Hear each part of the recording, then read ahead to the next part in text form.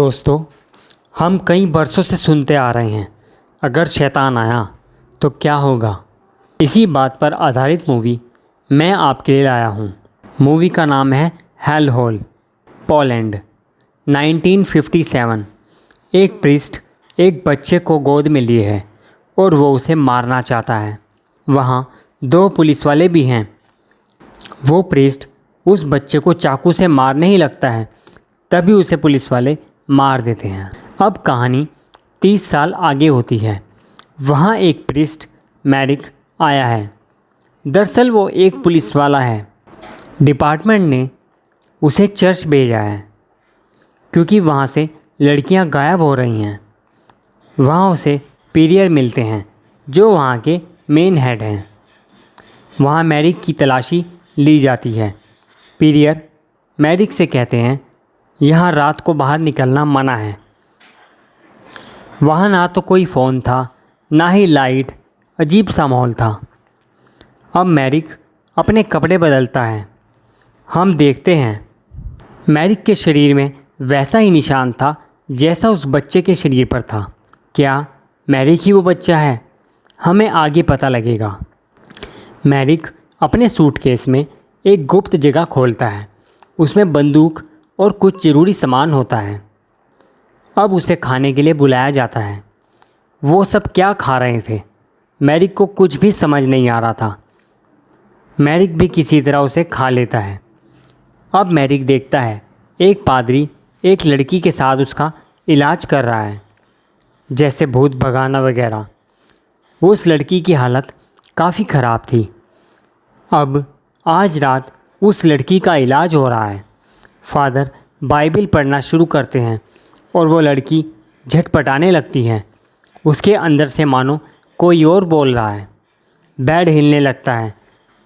मैरिक काफ़ी डर चुका है। यह सब उसके लिए बिल्कुल नया था। अब मैरिक प्रियर से मिलने उसके कमरे पर जा ही रहा होता है, तभी एक पादरी उसे रोक देता है और कहता है उनकी परमिशन के बिना तुम उनसे नहीं मिल सकते। अब वो रात को फिर वही मांस खाते हैं। एक नया लड़का भी वहाँ आ चुका है। वो खाना नहीं खा रहा था। पादरी ने उसके कान में कुछ फुसफुस किया। वो खाना खाने लगा।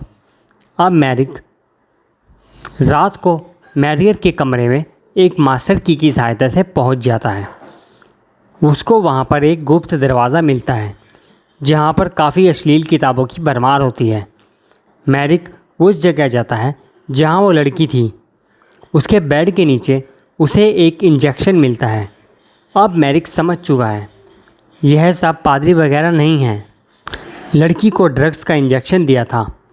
क्रॉस एक लाइटर था और बेड को हिलाने के लिए एक लीवर।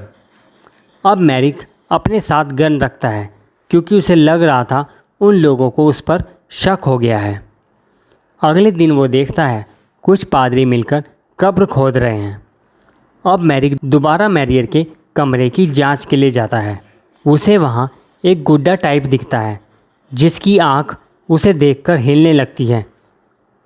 मैरिक काफ़ी घबरा जाता है। उसको खून की उल्टी होती है और उसके मुंह से मक्खी निकलती है। अब मैरिक काफ़ी परेशान हो जाता है। वो रात को वहीं कब्र खोलकर देखता है जहाँ उन लोगों ने दफनाया था, लेकिन वो देखता है ताबूत खाली था। तभी डेविड उसे पीछे से पकड़कर बेहोश कर देता है। अब मैरिक सुबह उठा तो वो बेड पर बंधा हुआ है। मैरियर आता है और उसे ज़बरदस्ती मांस खिलाने लगता है। अब रात को मैरिक अपने आप को खोल लेता है जब डेविड सो रहा होता है। दोनों की लड़ाई होती है। मैरिक उसे गोली मार देता है। मैरिक रसोई घर जाता है जानने के लिए उसे क्या खिलाया जा रहा है। उसकी आंखें फटी की फटी रह जाती हैं। वहाँ कई औरतों की कटी फटी लाशें होती हैं और वो लोग इन्हें ही खाते हैं। तभी वहाँ एक पादरी आता है और यह सब देखकर उसके भी होश उड़ जाते हैं। वह मैरिक को लाइब्रेरी ले जाता है। वो बताता है एक बच्चा जो ग्रहण के दिन जन्मा है। यह 800 सालों में एक बार होता है। उसको पैदा होते ही मारना होगा क्योंकि अगर वो ना मरा तो वो बड़ा होकर 7 औरतों को मारकर उनका खून पीकर एक शैतान को इस दुनिया में लाएगा और तब उससे कोई भी नहीं बच पाएगा। इसलिए मैरियर तुम्हें औरतों का मांस खिला रहा है ताकि वो नरक के शैतान को बाहर निकाल सके। किताब पर एक निशान था, वैसा ही निशान मैरिक के शरीर पर भी था। अब वो पादरी मैरिक को अपने साथ एक सुरंग में ले जाता है जहां मैरिक को पकड़ लिया जाता है। दरअसल वो पादरी भी मिला हुआ था।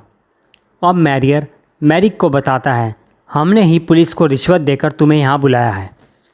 वो एक कुएं की तरफ देखते हुए कहते हैं, यह नरक का द्वार है, इसलिए हमने अपना चर्च यहाँ बनाया। हम 800 सालों से तुम्हारा इंतज़ार कर रहे हैं। अब शैतान तुम्हारे शरीर में दाखिल होगा और हम दुनिया पर राज करेंगे। दोस्तों, यहाँ हमें पता चलता है यह सब शैतान को पूजने वाले हैं। अब वहाँ उस लड़की को लाया जाता है और उसको मार दिया जाता है और सब उसका खून पीते हैं। अब मैरियर को भी ज़बरदस्ती खून पिला दिया जाता है। वो लोग काफ़ी देर तक मंत्र पढ़ते रहते हैं लेकिन कुछ नहीं होता। अब वो लोग बात करते हैं कि मैरिक को ढूंढते हुए पुलिस वहाँ आ सकती है। वो मैरिक को चाकू मारकर उसी कुएं में फेंक देते हैं। इधर मैरियर आकर शराब पीने लगता है। तभी एक पादरी आकर उसे मार देता है। उसने सबकी ज़िंदगियां बर्बाद कर दी। वहाँ क्रॉस भी अपने आप उल्टा हो जाता है। अब मैरियर की नाक में से एक मक्खी निकलकर कुएं में पड़े मैरियर के शरीर में घुस जाती है। अब मैरियर बदल रहा है। इधर पादरी हवा में उड़कर मक्खियों में बदलकर मर जाता है। अब शैतान आ चुका है। ईसा मसीह की मूर्ति भी उसकी तरफ झुक जाती है। वो सबको मार देता है। यहीं पर यह मूवी ख़त्म हो जाती है। तो दोस्तों, मिलते हैं अगली वीडियो में। Good bye.